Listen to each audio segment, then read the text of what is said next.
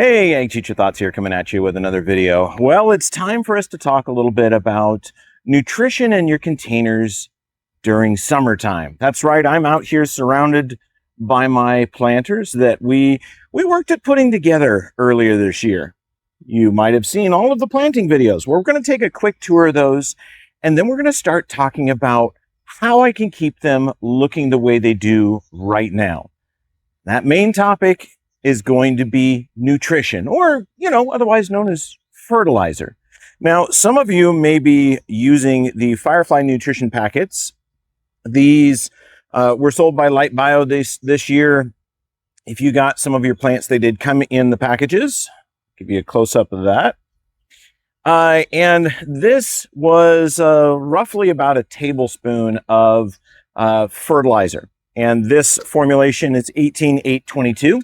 It's made by a company called J.R. Peters. Now, J.R. Peters also makes, now forgive me because I opened it on the wrong side a long time ago, Jack's Classic Petunia Feed. And this one is the commercial version, which is 2319.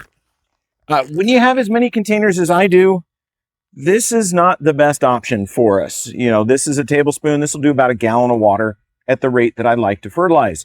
So I have 25-pound sacks, and I use those to fertilize my plant. So now you can see how these look on the third week of June. And to keep these looking the way they do takes a little bit of care. Mainly, it's watering them pretty much every day. If you've set it up the way I recommended, the size container, the fertilizer, the soil, they're going to be looking good. But we're going to do this daily care that we go in here, which is water them. So water them enough that it's going to run out the bottom of the pot, and also water them with fertilizer 2 to 3 times a week. So today is a fertilizer day. We're going to mix up some of our Jack's Classic Petunia Feed into our water mix, and then we're going to water each of our pots with about a gallon of water fertilizer mix. So let's get to that, and I'll show you how that goes. There's 48 containers to go, so it's going to take me a little bit. You're not going to see all of them, but you'll see a good spattering of them. But anyway, let's get to fertilizing. All right, so we've got our Jack's Classic Petunia Feed here. And somewhere buried in here is my tablespoon. So I do fertilize these. There you go. As you can see, it's a tablespoon. I do fertilize these at the rate of 1 tablespoon per gallon of water. Now, each of my containers, I have measured them ahead of time and made sure that they are 2-gallon containers. So each one gets 2 scoops. Now, this rate that I'm using, which is 1 tablespoon per gallon of water, means that I'm going to fertilize them twice a week, sometimes even 3 times a week with this water fertilizer mix. Now, as you can see, this is a blue crystal, so it's a mix of mineral salts. People call this artificial fertilizer, but really, this is just regular minerals that are put together. We're feeding our plants minerals, not complex chemicals, but these are minerals. It does clump together, so watch out for the moisture on that. With the water, we are going to make sure that as we fill this up, we give it a chance to mix. So wash that fertilizer off my hand. And we want to make sure that if our hose has been sitting out, that we are not inadvertently watering it with hot water, because that will actually damage the plant. So if it's the middle of summer, middle of the day like I'm doing right now, make sure that we drain that hose of the hot water and use just cold water. The Jack's Classic will do just fine mixing in cold water. It's very, very soluble. So there's about 2 gallons there, and I'm just letting the hose itself mix the fertilizer into solution. It doesn't take a lot of agitation. Again, it does dissolve rather readily. And for our fertilizing, we're going to put about 1 gallon, which is about half a container or half a watering can into each container.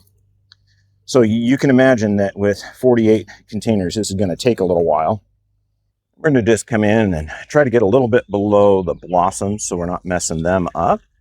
Filling them with fertilizer water. It won't hurt them. It's just, I'd prefer the fertilizer went to the roots. So there you go. That was quick. That's about a gallon of fertilizer.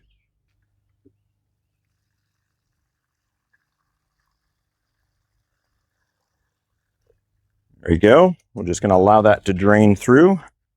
Then our larger containers, like this whiskey barrel, those I like to use a breaker head on there, because I've got a lot of different plants that are going to be accessing this fertilizer. And I want to make sure that each of them gets a chance to get some fertilizer, that it's not fighting for it amongst its partner plants. So big containers get 2 gallons.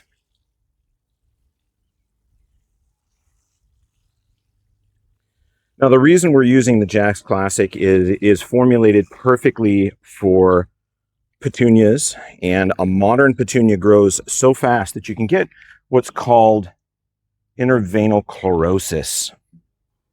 So this is interveinal chlorosis. You can see how it's got yellow highlights in between the veins of the plant. This is an iron deficiency, and the Jax Classic Petunia feed is designed specifically to combat against that. So that's why we want to use this to maintain good color and growth. So our Jax Classic. Oh, here we go. This is the process. This is how you fertilize 48 containers. And these are all pretty good sized containers. All of them are generally about 12-inch by 12-inch rounds or larger. So that gives us that opportunity to have a large volume of soil to hold the nutrients and the water for our containers. So on cooler days, they only get watered every other day.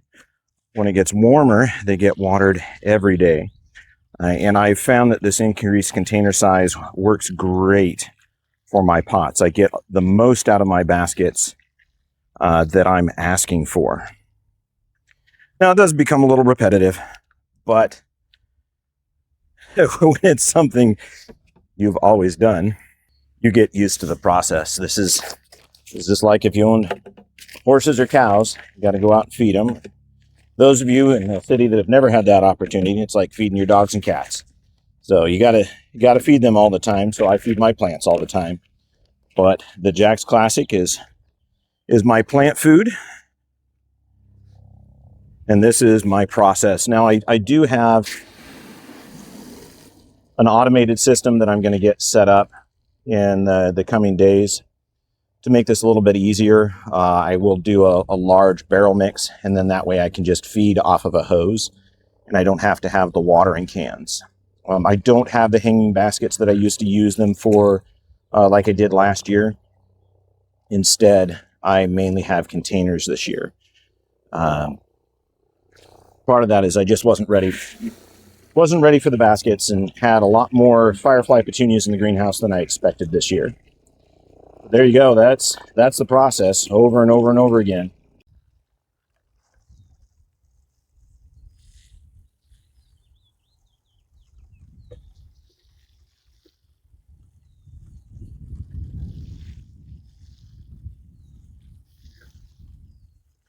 Now, the other thing I have noticed is it does matter what soil you're using. Some of the heavier bark mulches, it's got real coarse bark in it. The petunias just aren't performing as well. Like this container up here is one of the examples. It's one of the big whiskey barrel planters. I do find that the Sunshine Mix number 4 does provide a better basket. So that's why we're using that as our soil mix. For whatever reason, they just perform better in a peat perlite mix than they do a bark and mulch mix.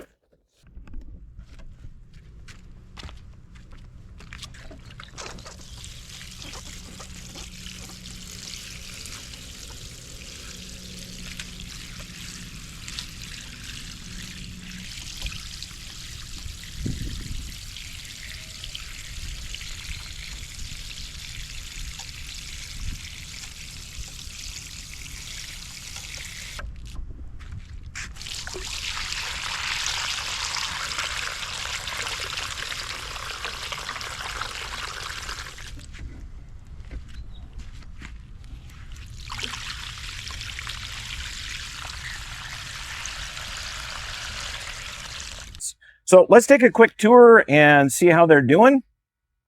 And then after we do that, I'll show you how to mix up that fertilizer and fertilize your plants to keep them looking as gorgeous as the ones that I have behind me.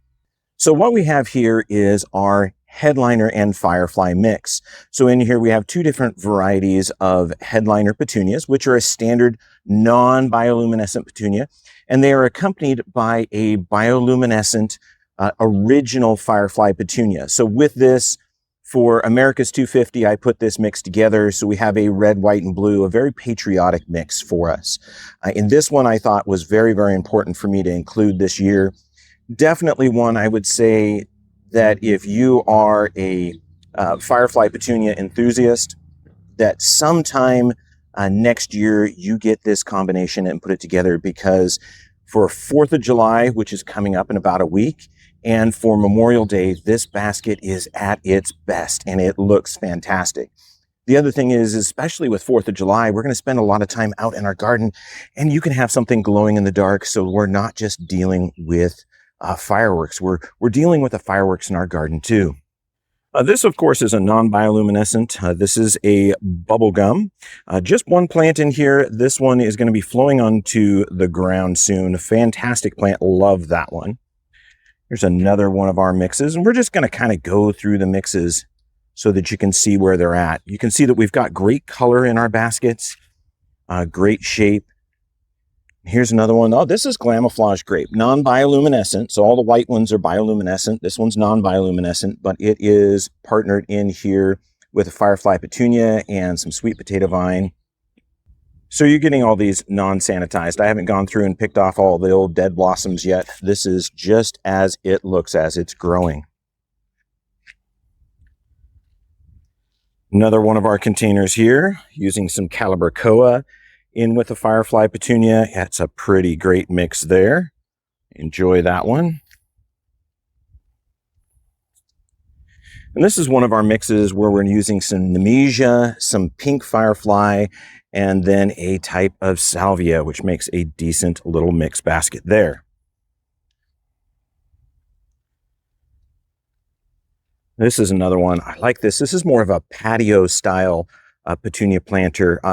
This is definitely a series that we're going to go back to and recommend this as a planting pairing with the fireflies. Blossoms are about the same size.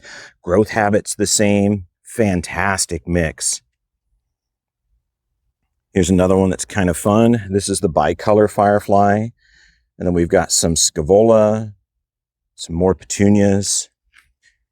This one's so-so. I mean, I wish that this Calibrachoa would have come more into the fireflies.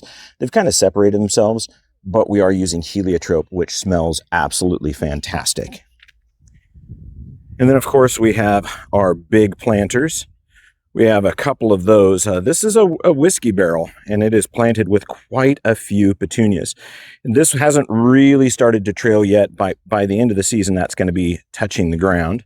Here's another one of the whiskey barrel planters. Again, another fantastically large planter with a whiskey barrel. And then here is one that's probably a curiosity of most folks. This is a firefly original, a firefly pink, and down here is the bicolor. So that is all three of them together.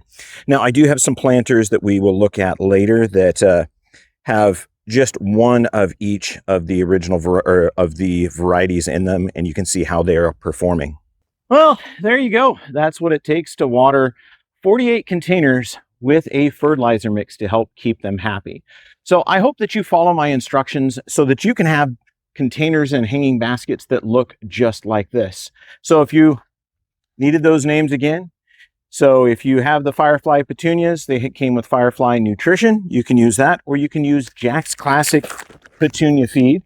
This is, again, the commercial, $23.19. I think the consumer is $26.22 for the numbers. But anyway, that'll keep your petunia baskets growing and looking nice and happy. As always, I hope you learned something. I hope you enjoyed, and I hope that if you feel you would like to support our channel, that you would go to patreon.com/agteacherthoughts and join our Lime Thumb level, which is just $5 a month. There's some extra bonus content over there, and there's more coming every week or so as I have time to get it in there. And that's stuff that you won't see here on YouTube. So anyway, I hope you're enjoying this, because I am, and my pots and containers look fantastic. See ya.